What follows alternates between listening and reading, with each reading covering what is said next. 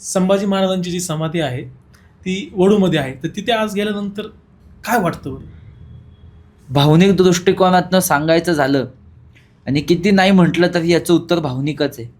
संभाजी महाराजांची समाधी म्हणजे आपलं 14वं ज्योतिर्लिंग म्हणावं त्याला, इतकं ते पवित्र स्थान आहे.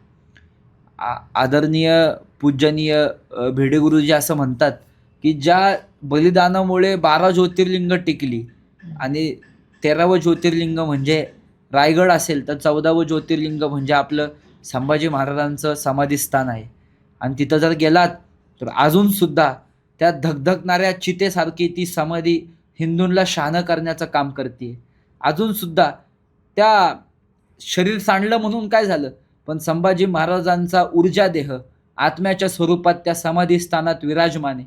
आणि तो मला असं वाटतं, की तो देह अजूनसुद्धा हिंदुस्थानचा संसार जो गराडा घेऊन चाललेला आहे, तो दुरुस्त करण्याची अपेक्षा करतोय, असं मला वाटतं.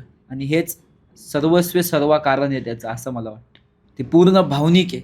संभाजी महाराजांची समाधी हे अत्यंत पवित्र स्थान आहे आणि त्या स्थानावरती प्रत्येकाने माथा टेकवायला जायलाच पाहिजे. दिवसातले 365 दिवस त्याचा वास आपल्या हृदयात ठेवला पाहिजे आणि अखंड कार्य करत राहिलो पाहिजे देशाचं, देवाचं, धर्माचं. हेच संभाजी महाराजांना देणं असेल असं मला वाटतं.